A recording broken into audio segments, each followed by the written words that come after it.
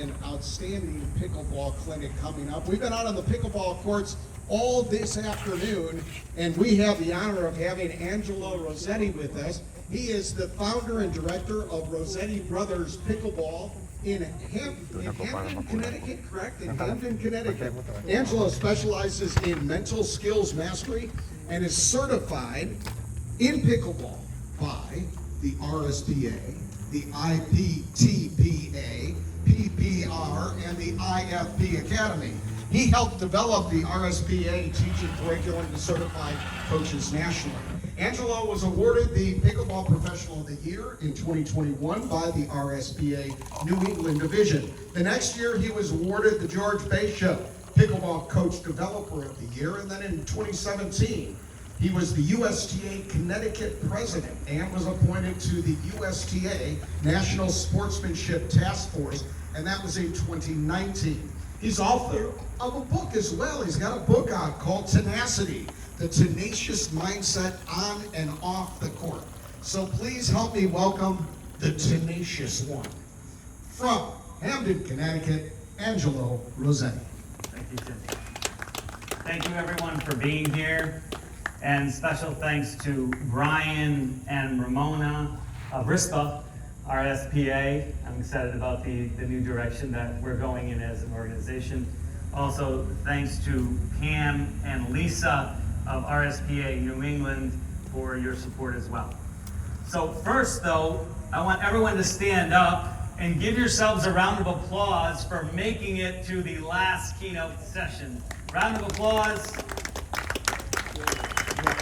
And now, on the count of 3 to get our energy up, we're gonna say, let's go. Let's go. 1, 2, 3. Let's go! Wait, we can do better than that. All right, on 3, on 3. 1, 2, 3. Let's go! There it is. All right, you can sit down. Thank you so much.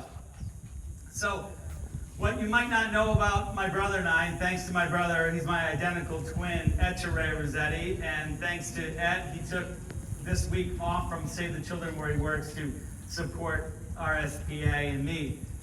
So we have 4 Guinness World Record titles. The first 2 were in tennis, the second 2, and the most recent one being a few weeks ago, August 17th on a Saturday, 2 pickleball world records.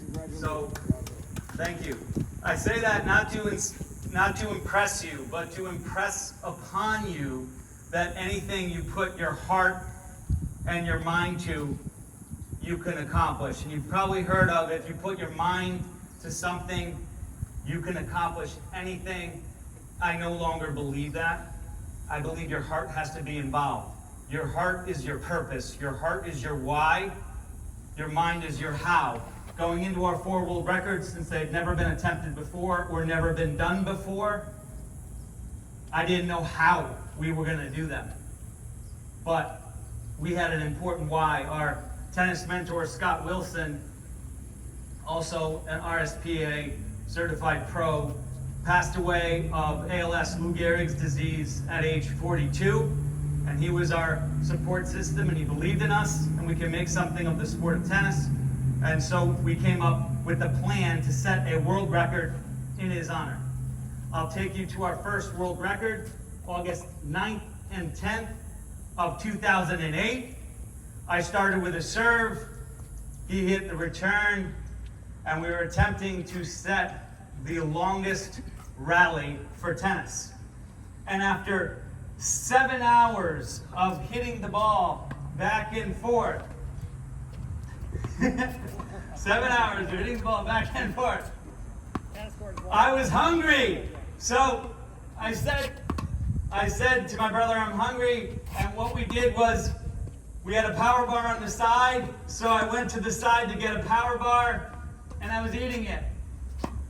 And then we rehearsed it would take about 5 lobs for me to finish the power bar. So when I tried to level out my swing, I hit it dangerously close to the top of the net, and unfortunately it hit the top of the net and trickled over, but my brother came up and saved the day, according to Ripley's Believe It or Not, and we continued to rally for 14 hours and 31 minutes without a miss, and I caught the ball when we had the world record well in hand. It was 25,944 consecutive shots to honor our friend and raise money and awareness for Save the Children. So, one of the things I realized is it takes a strong mindset and mental skills that you are not born with, but you as coaches and teaching professionals need to utilize with your students and players. So the first one is something called creative visualization, and Mind Valley Vishnupakani talks a lot about that. When you wake up every morning, write down something you're grateful for in your pickleball journal. I have a pickleball journal off to the side. I journal in it every day. All the people I coach, I have them journal, writing reflections and things that they need to do, their goals, and what they can improve on. And creative visualization is, I'm going to have a great day today. I'm going to have a great day today. I'm going to win that pickleball tournament. I'm going to win gold for the first time. I'm going to set a world record, whatever it would be. That's the first step. The second step is understanding how you go about doing that, and it might not be what you think. So, I have a ball, I have two targets. Notice I have small targets, and I have even smaller ones over there. The reason why I use small targets is small target, small miss, big target, big miss. Okay, so what you're going to do is you're going to try to hit that target. I'm going to go up to 11. So in pickleball, you can play up to any odd number. 1, 3, 5, 7, 9, 11, 13, 15, 17, 19, and 21. What do you think the most popular score to go up to is? 11, 11, 11, 21 for MLP, and 15. Those are typically the top three. But as a coach, you want to end on an odd number. You want to end your drill, your training, your lesson on an odd number, whatever game you're doing. So for this game, we're going to go to 11. You ready?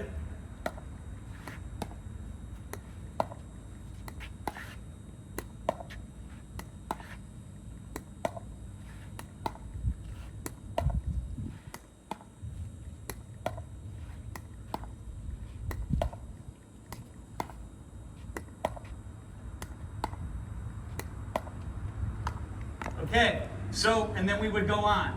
So there was a certain method that I was using that he wasn't necessarily using to hit that target before he did. And in pickleball, since the court is smaller than a tennis court, precision, accuracy, and consistency become three of the most important things. You need to be precise on your dinks, your drives, your drops, and your lobs. So, there was a study done, a beanbag study. Some of you may have heard of this study. There was Team A. They practiced the underhand beanbag toss, kind of like a dink or a drop. They practiced that 10 feet from the hole. 10 feet from the hole, like that. That was Team A. Team B, half their shots 5 feet from the hole, and half their shots 15 feet from the hole. Then Team A competed against Team B at only 10 feet from the hole. Who do you think won? Team A, raise your hands. Team A. Team B.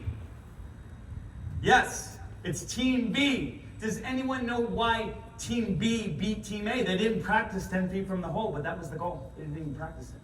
Why do you think? Yeah. Yeah, they practiced the extremes, the parameters. What they practiced was learning from their mistakes, because you're going to have more mistakes than misses. Notice that we only hit the target once out of all of those dinks.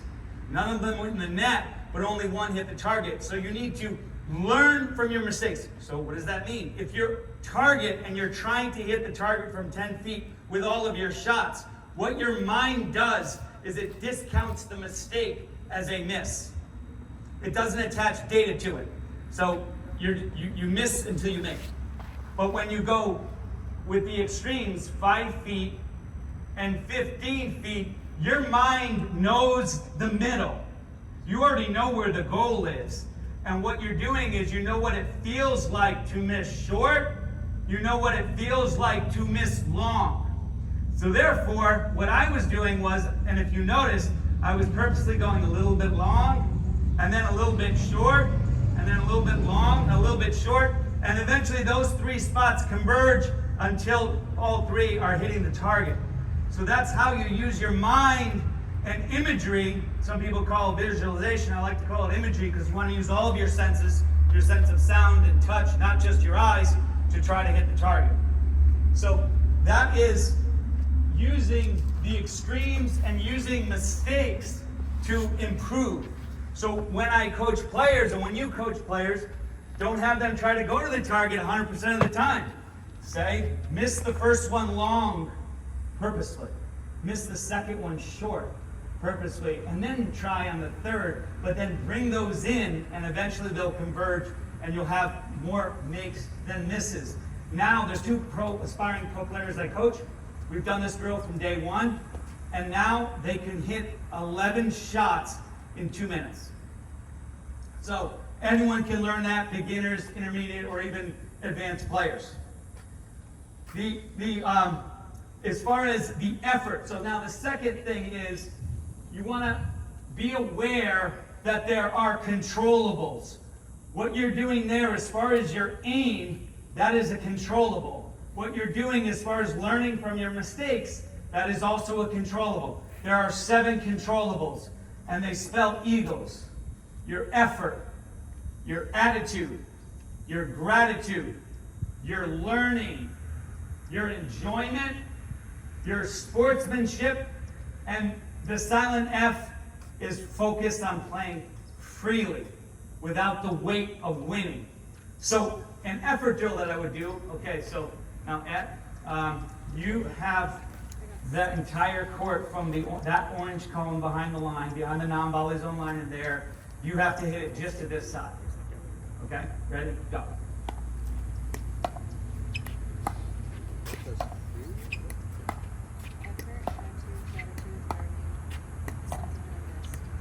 That is called the effort game. I give him a bigger area to cover. Kind of not fair.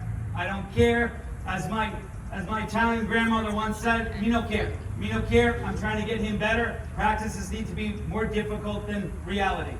So that is the effort game where you go side to side and you're trying to get him to move. Then there's the attitude game. And the attitude game goes like this. So that's challenging him horizontally. Now you're going to challenge him vertically. Can you go all the way back, please?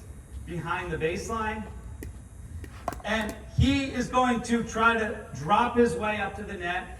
And then when you get up to the non-volley zone line, you could drive it or drop it or whatever you want. Okay? So here we go.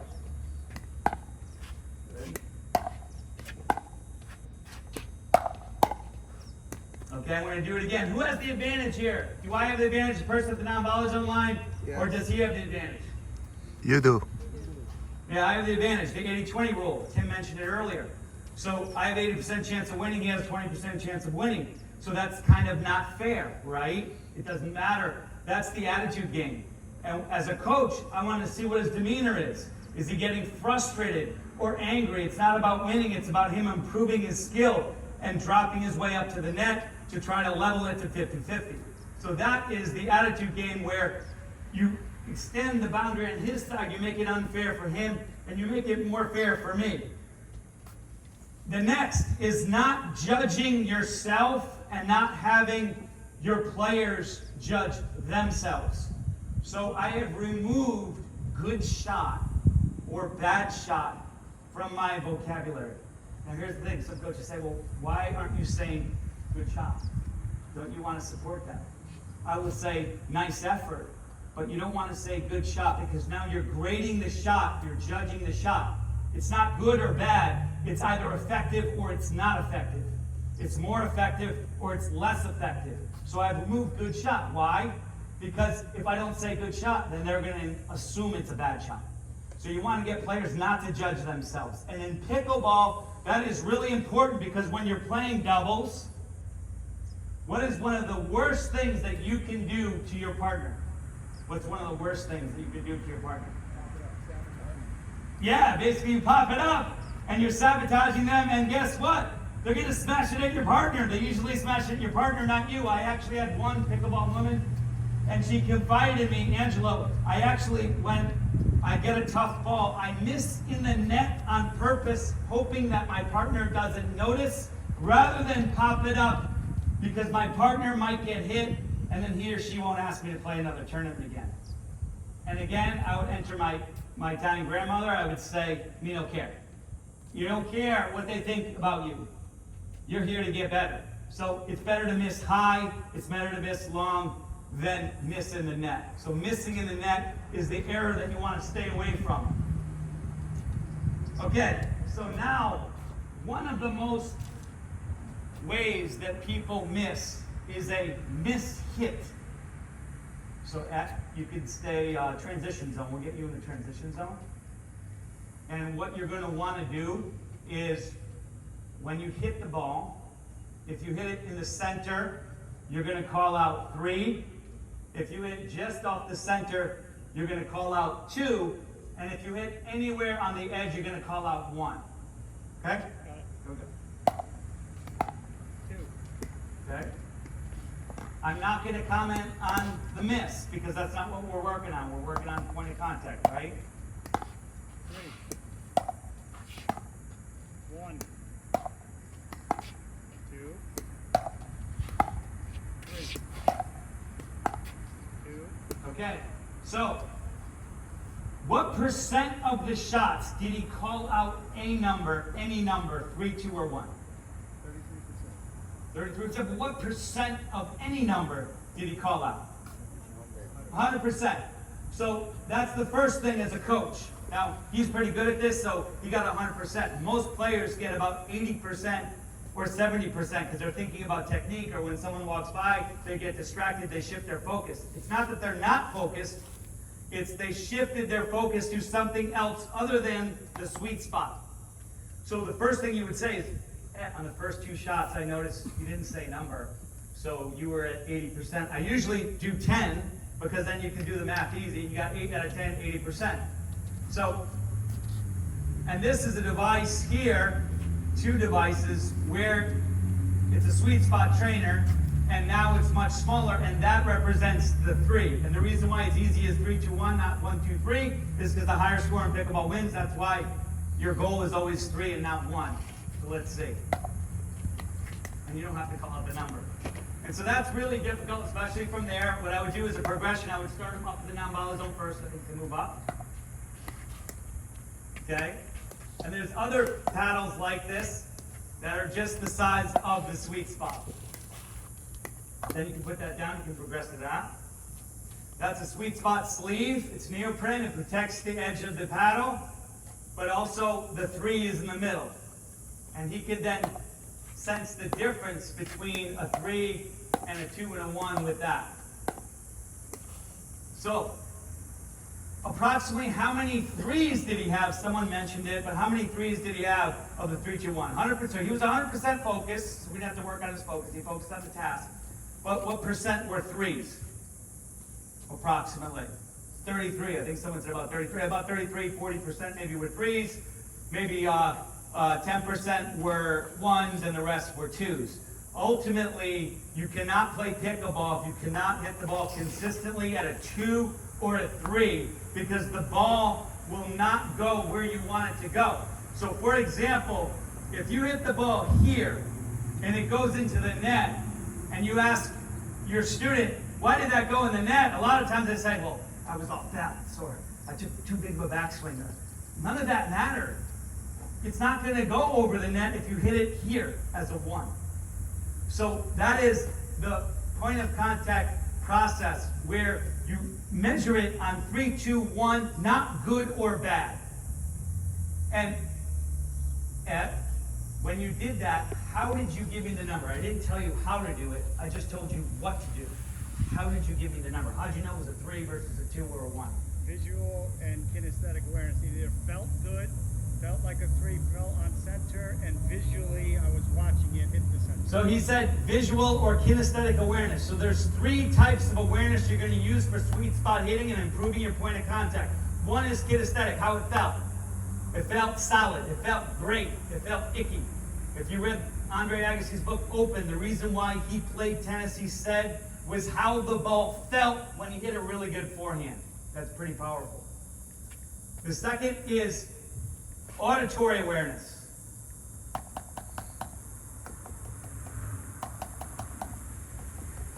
You can hear the difference. And then the third is visual. That one you're not going to use a lot, especially in tennis, because it's happening too fast. You do, however, want to keep your head still as if you could see where the point of contact is, but you're not going to try to see the point of contact, but you're going to keep your head still or your body still. So that is the 3-2-1 method for improving your sweet spot hitting.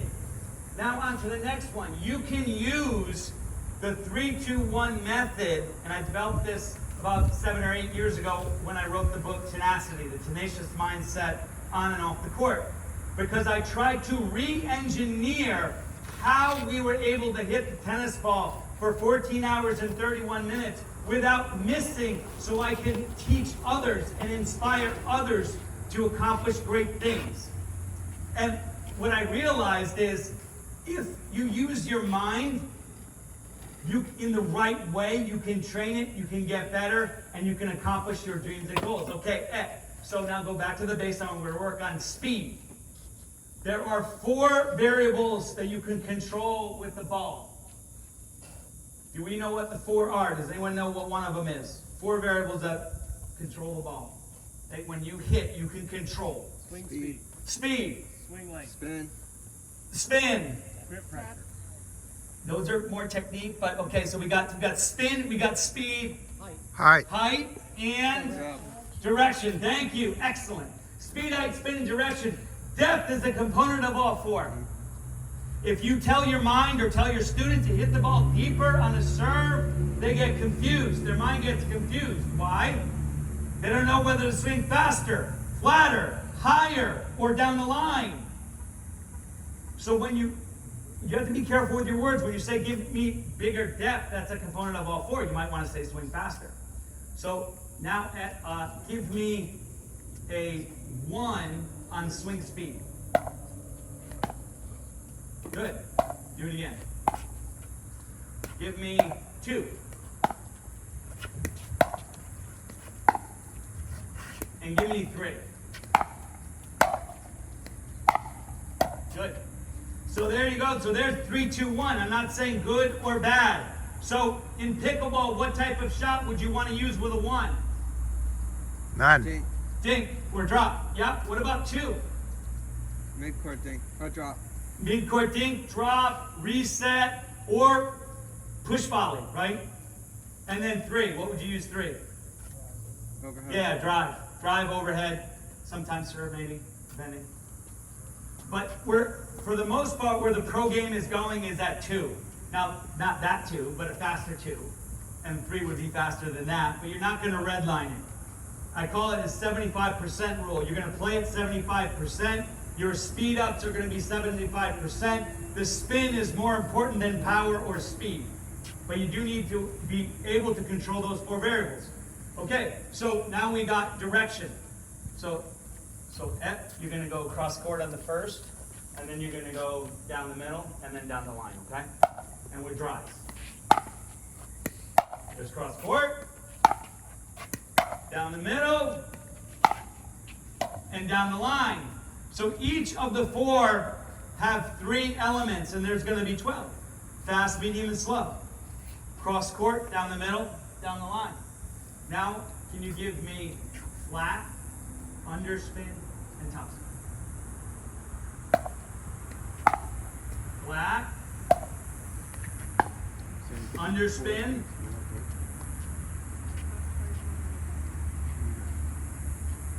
topspin. Great. So now you got flat, underspin, topspin. You have a gradient there, and he can then feel what each one of those are. And if I was coaching him on spin, can you call out 3, 2, or 1 on your top spin? 3 being maximum topspin, 2 being some topspin moderate, 1 being very little. 2, yep. You said 2? 2.5. So what I would do is I would have my student, and what you're going to want to do is have your student call out the number. If they're having any trouble whatsoever, say, okay, I'm going to call it out for you, but I want you to think it and match it and see how close you are to mine, okay? Top spin. Give me 3, 2, 1 on top spin. 2.5. 3. Excellent. 3. 3. Okay. So that's on spin. Height. Okay, so you're going to go high, medium, low. High, medium, low on your third shot drop or your drop. It's not necessarily a third shot if he's back there. That's the first opportunity for you to drop, but it's a drop. Here we go. High. Yep. Apex was on his side. You want the apex to be at the non-volley zone line. So that's a legal way of cheating because the non-volley zone line exists on every pickleball court. So when he's behind the baseline, he wants the apex or the highest part to be there. What's more important is the ball is going on a downward angle when it crosses the net. Give me 2. I'll give you more of a 2. That was a 2.5. There we go. Now give me a 1. Yeah. And there you go. That's 3, 2, 1 on the height of the ball. You can also do the trajectory of the ball. Is the ball dropping when it crosses the net? That's a 3. Is the ball going straight when it crosses the net? That's a 2. Is the ball going up when it crosses the net? That's a 1. That's the only one you want to do there is probably a lot. So now you have those variables. You're not saying good or bad. You're giving him a 3, 2, 1, and it's basically reporting the fact of what he's doing there. Any questions so far on 3, 2, 1? Okay, I have a scorecard, and I think it's over here. Dropping is All right, and what it is after a match or practice, you're going to record 3, 2, 1. So I'll show it to the online folks first, and then maybe you get a zoom of it. But 3, 2, 1. 3 is the highest, and on the left side I have Eagles F. Those are your 7 controllables. Effort, attitude, gratitude, learning, enjoyment, sportsmanship, freely. And then across the top, I have 3, 2, 1.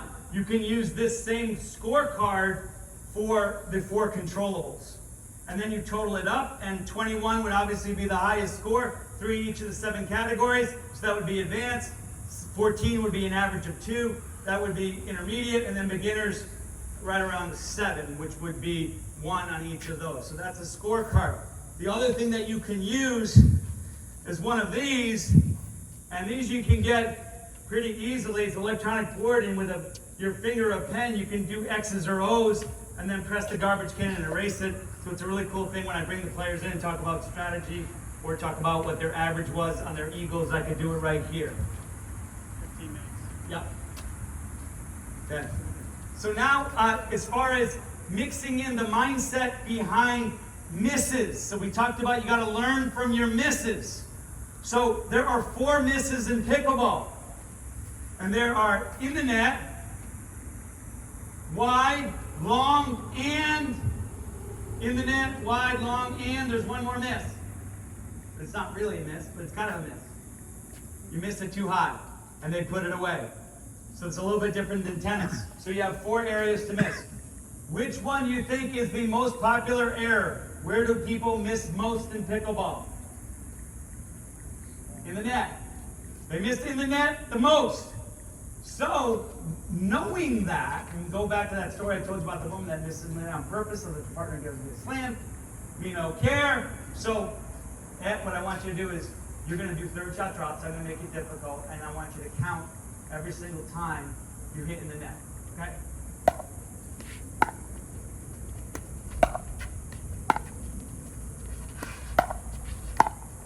Beautiful. So it'll be a while, but because he's a 4-time world record holder, he might not miss too much, but the normal person will start to miss. So what I did with a clinic with intermediate to advanced players. There was 26 of them. And for 2 hours, we did what's called the coach match play. And the one task I gave everyone was count how many times you missed the ball in the net. That's it.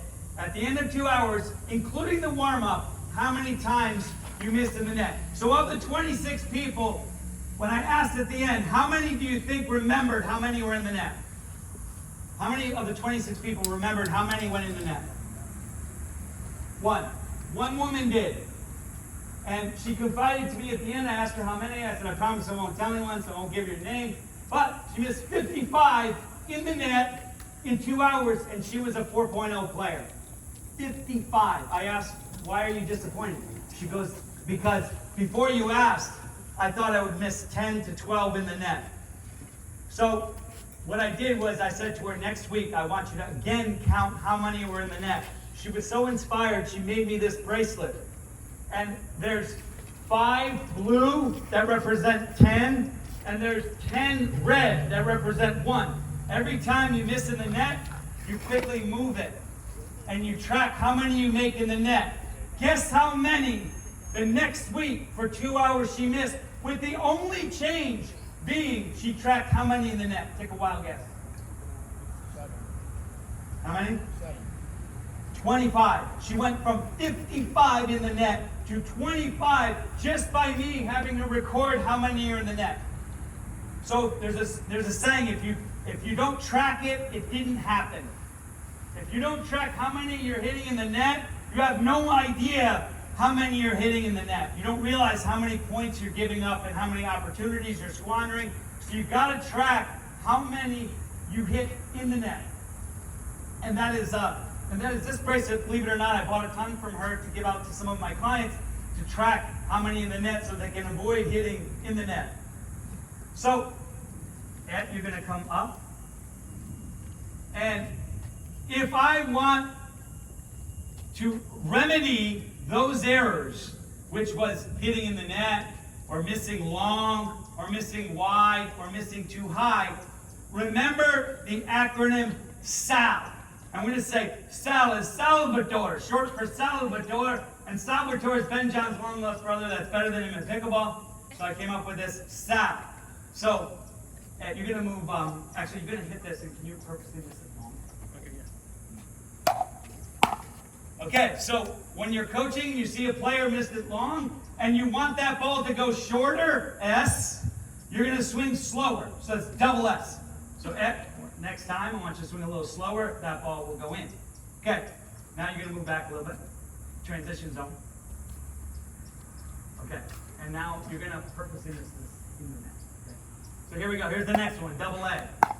He missed in the net. That was angle. So when you want more air under the ball, you want more angle. Less air under the ball, less angle, that's double A. Okay, back to the baseline. And now let's say he wants a ball to go longer. A circumstance is he wants to pin me at the baseline. He doesn't want to invite me into the non-volley zone line. The 80-20, he wants to keep the advantage. So you're going to hit this short on purpose. There's a short ball. I say, okay, but you're inviting me in. I'm going to get an advantage. It's going to be 50-50. So I want you to swing longer, not faster. Faster will make the ball go longer, but at what cost? You'll make more error. So you're going to finish longer, okay? So you're going to finish longer on this next one. And that was a bigger finish right in the back of the line, a bigger finish. He has, 1.5 to 2 seconds when he's back at the baseline, so he can finish a little bit longer. So if you want the ball to go shorter, you swing slower. More angle, you get more air or higher. Less angle, less air or lower.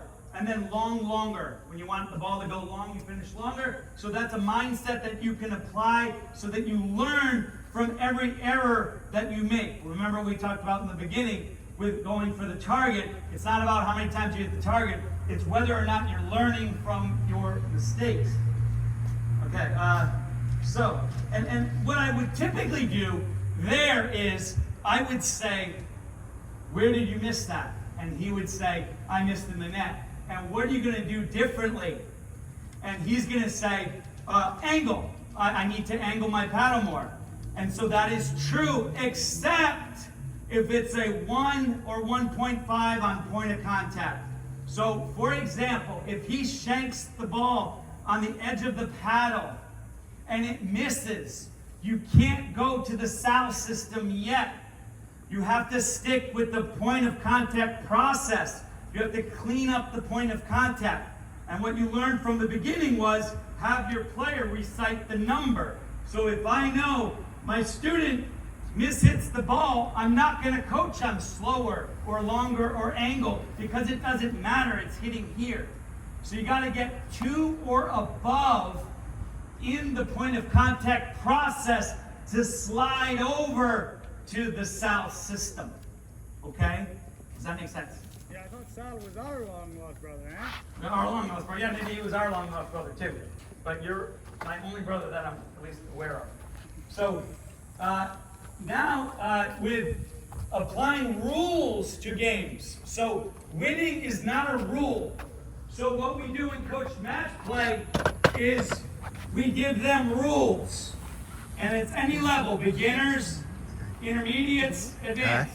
You know, beginners up to 2.9, intermediates to 3.9, 4.0 and above, advanced. Even 5.5 players I coach, I still do this 6.0s. So, we're gonna play, okay? And we're gonna play doubles. Let's say this is doubles. And if you miss your serve long, you're gonna get a second serve. That's not in the rules, but if you miss your serve, you go on. But only long. If it's long and wide, no. If it's in the net, no chance, okay? So here we go. You can start. Okay, you missed it long. Doesn't matter how long. That's the rule. Okay, you have another serve. Then you have a serve, and we can go play it out across court. Excuse me.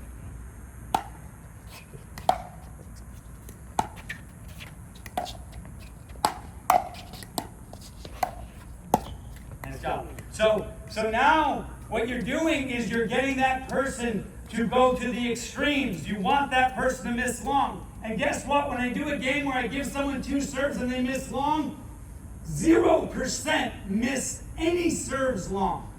And there are some people that can't even hit it long because they're trying to be perfect. So I took a clinic with James Ignatowicz, and he had said 1 to 2 out of every 10 serves must be long. He even does that in competition. I thought I was the only one that does that. I do 1 out of 10. 1 out of 10. But what you might want to do for your mindset in a tournament when you warm up, you can hit me the ball out, is in practice, I won't start a match until I miss 1 serve long and 1 return long so that I can feel and hear what it sounds like and feels like to miss long. I don't start a match or a tournament until I do. So I'm here. Is that long yet? Yep. Okay, so then I'm good. And then can you serve it to me? So the second rule you can put in is you have a second return if and only if the return goes long. Because a deep return and a deep serve are the 2 most important qualities for the 2 most important shots in pickleball. So go ahead. Okay, was that long? No, we would still play the point up to 11, but I'm trying to then miss long. So then we go to the ad side. Ed, you're going to serve to me on the ad side.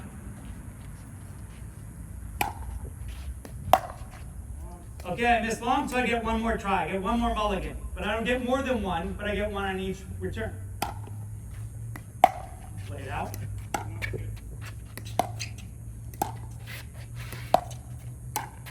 Nice. Beautiful. So what you would do is you would give them a second chance only on the error that is the productive error. So it's up to you as a coach to figure out if you're working on depth to allow them and insist that they miss deep. Because if you don't allow your players to accept a miss that is deep, they will never hit as deep as they could. Okay, now on to the next one. Third shot drop. So a lot of people like to drive on the third shot. So another game, coach match play is after you serve and your third shot, no matter what, even if it's short or high or attackable, you're going to drop your third shot and play out the point.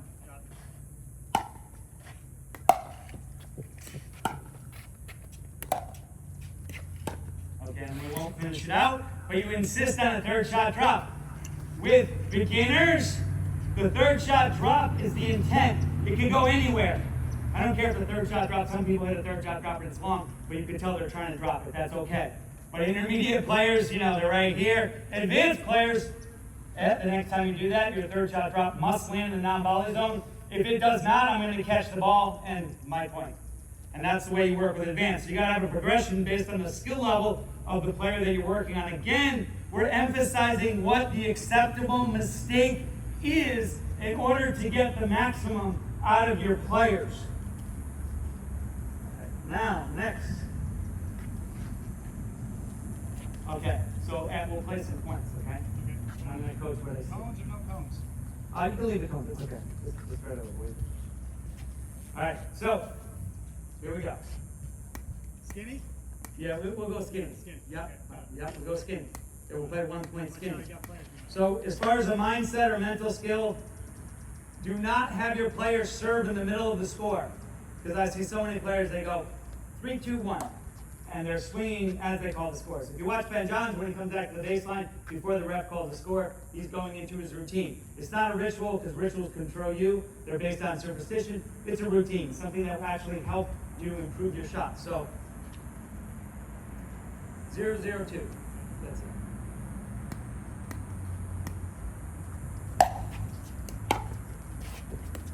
Play it.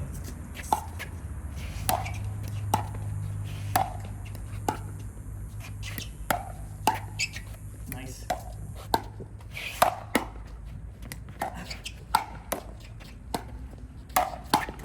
Nice job, good job. Round of applause for that. That was a great point. Okay, so we covered the first world record. The second world record on Roger Federer's birthday was a volley to volley. We volleyed the ball 30,576 times without a bounce. We started with a serve and return. We came up to the net, and we did something like this for 5 hours and 28 minutes. And we were at a pace of about 5,500 volleys an hour. But that was because we were trying to win $1 million for Save the Children charity. I'll explain that later. But in our world record in 2008, we were half that. So again, we didn't know how we were going to do it, but knew we were going to honor the legacy of our colleague and raise money and awareness for Save the Children. So now the final 2 world records were pickleball on World Mental Health Day, October 10th of 2021. We rallied the ball 16,024 times. 46, thank you, Ed. 16,046 times. They were all forehand dinks. I started with a serve though, and a return. We came out to the net. It looked something like this. Oh, I got it. You got it. Okay. And that took 6 hours and 11 minutes. And then I caught the ball purposely when we knew we had the record well in hand. The record was set by Guinness. It had never been done before. It was set at 15,000. And finally, a few weeks ago on Saturday, August 17th, 3 days before our late mom's birthday, we committed to set our 4th world record in her honor. And I was asked after we set the record, what'd you focus on? I said, well, I knew 2 things were true. 1, that I love my mom, and 2, we were going to set a record.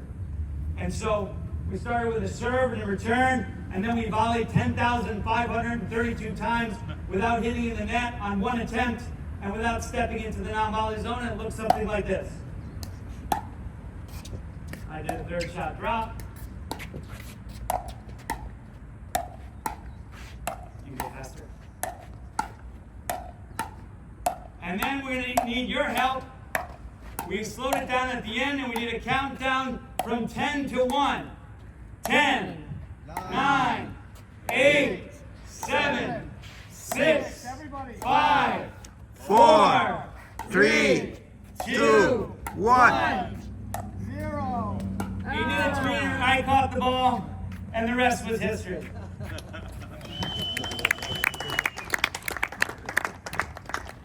So I'll conclude with my purpose. So I read the book Beyond Grit by Cinder Campoff. I highly recommend the book. It was similar to Angela Duckworth's book Grit.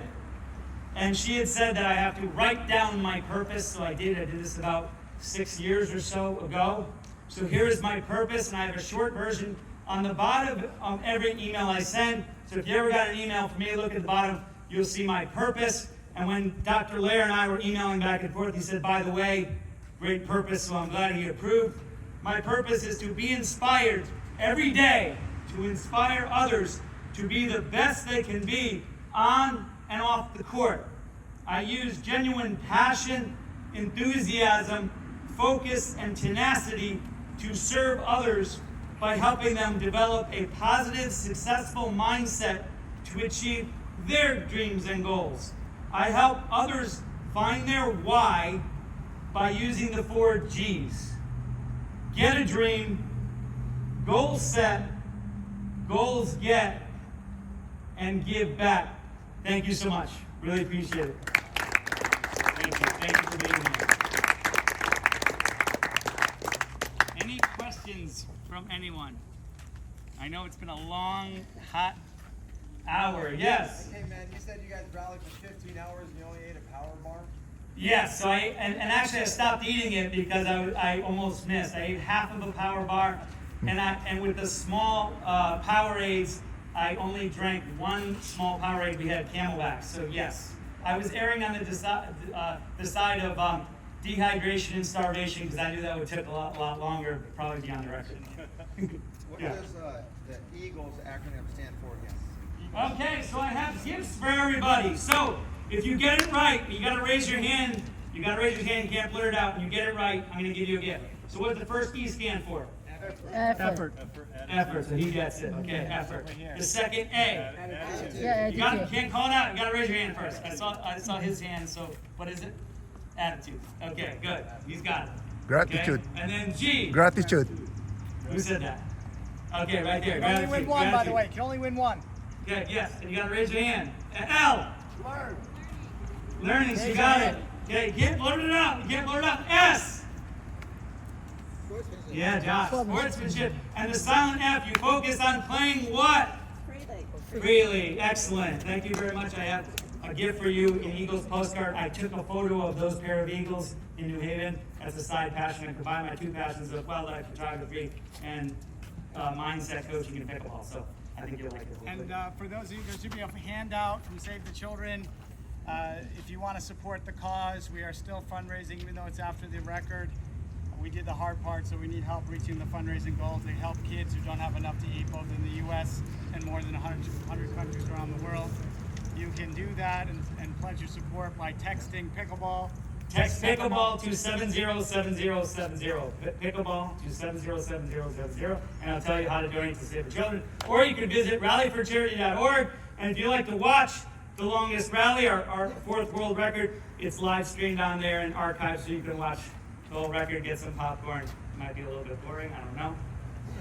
Any other questions? Yeah. What did you think about for 15 hours? I mean, did you have to bring your mind back to a certain state, or? Yes, so the question was, what did you think about for 14 hours and 31 minutes to be precise and the best minute? So nothing. So you know, like Bruce Lee says, make your mind be like water. Yeah. You know, you want to think of nothing because any thought is a distraction, even if it's a positive thought. So we rehearsed that, and one of the things we did was remove the word miss from our mental vocabulary. So if you asked me on that day, August 9th or 10th, it spanned 2 days, what the word miss was, we didn't know what that word meant. So we actually removed and cleared our minds, and then after about 10 hours or so of doing it, you get into what's called flow state or tunnel vision, and then it looked like I was hitting through a dark tunnel. I didn't see all of the fans or the lights or the news crews or anything like that. CNN did a nice piece and all that, but I was not aware of any distractions. But we developed something called the Elvis principle, because a lot of Elvis fans think he's still alive. And so I said to myself, if Elvis walks in the building and I see him in my periphery, I'm going to say, oh, that's nice, it's Elvis, stay focused. And so we applied the Elvis principle whenever news crews came or photographers got behind us to take live shots. we used the Elvis principle to block out those, but no, we didn't have any thoughts. That is hard, by the way, not to think. Yeah. Try not to think. It's hard. You want to use your mind, but you don't want to think. And typically I coach players, you think before and after points, and during points you just play the way you know. You play freely. And Tom Brady, I know, quoted Tim Galway. So Tim Galway and Sean Brawley, they inspired me to come up with the 3-2-1 method about 7-8 years ago.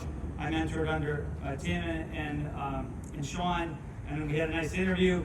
And Tom Brady quoted him when he came back and beat the Atlantic Falcons. The New England Patriots came back, and he underlined some passages of the inner game. So I know the inner game of tennis and our sport has positively impacted a lot of other sports, including professional football players and coaches.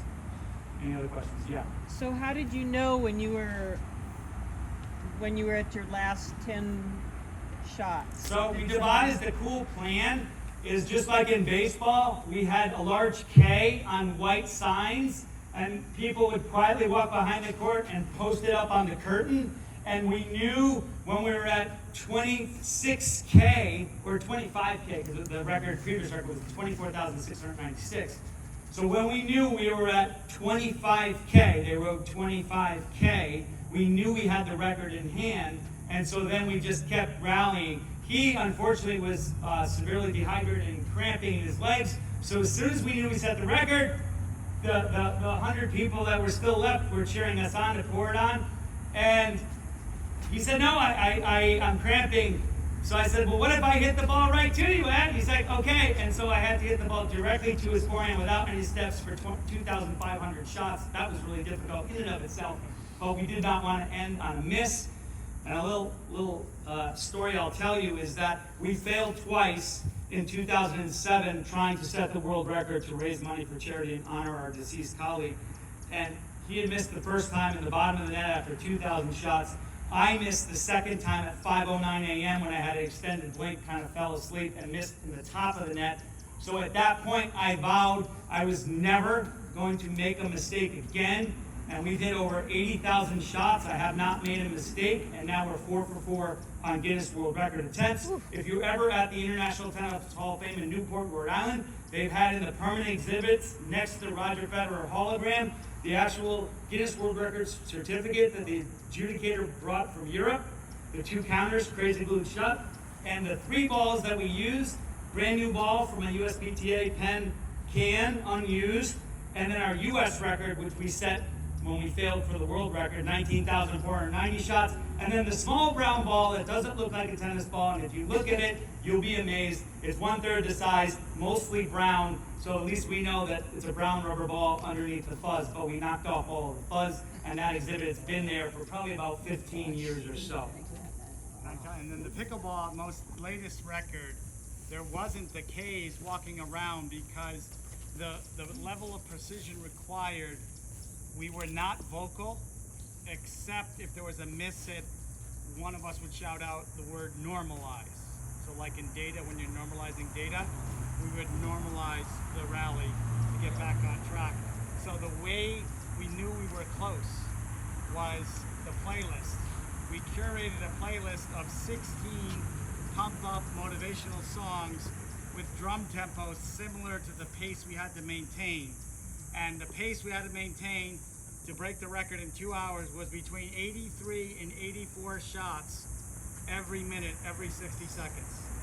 And we did that, so when the very last song came up, it was supposed to be Eye of the Tiger, but a week before I said, Ange, I'm going to change it to Replay by Zendaya. So we put Zendaya's Replay as the last song, so we knew that if we got to Replay the second time, that we would have the world record in hand. Sure enough, that luckily was true. And at the end, we powered through because we wanted to make sure to eclipse the record. So we actually maxed at 102 volleys per minute. And we're going to carry the rally on for children. So next August 16th at Pickleball America, there's 14 courts or 13 courts in a mall in Stamford, Connecticut. People are going to try to do a 1-minute volley record, and then the top 10 teams are going to vie for a new Guinness World Record for the most pickleball volleys in 1 minute on August 16th. So we're going to pay it forward. One final story I'll share which is interesting, is so tomorrow, typically on Fridays, I go to visit prisons. In the last 6 months, I've been volunteering to coach pickleball to prisoners. And I've gone to 9 different prisons in the state of Connecticut. They're high security prisons, level 4s. Basically, they've done not so nice things. A lot of them are there for life. But I don't care. It's not my business of what they did in the past, the mistakes they made, as long as they learn from their mistakes. Be present and enjoy the moment. So I teach them the Eagles F methodology. They were so inspired by the Eagles F after 1 week of coaching that the next week they drew out 2 courts with colored chalk, set up the nets without me doing it, and wrote in large letters between both courts, Eagles F, effort, attitude, gratitude, learning, enjoyment, sportsmanship, and freely. In pickleball and in life, they remembered all 7 after only 1 session, and they told me that it's much more about, it's not just about pickleball, it's about life. And then the final quick story, because I know we're over, is I taught at the juvenile facility, and there was a 20-year-old young man that was really misbehaving with all of his friends, and I stopped for a moment and said, look, I coach you just like the pro players and everyone else I coach, I treat you the same. And he said, Coach, you mean you don't see me as a criminal? And I said, no, I see you as a person. Thank you very much.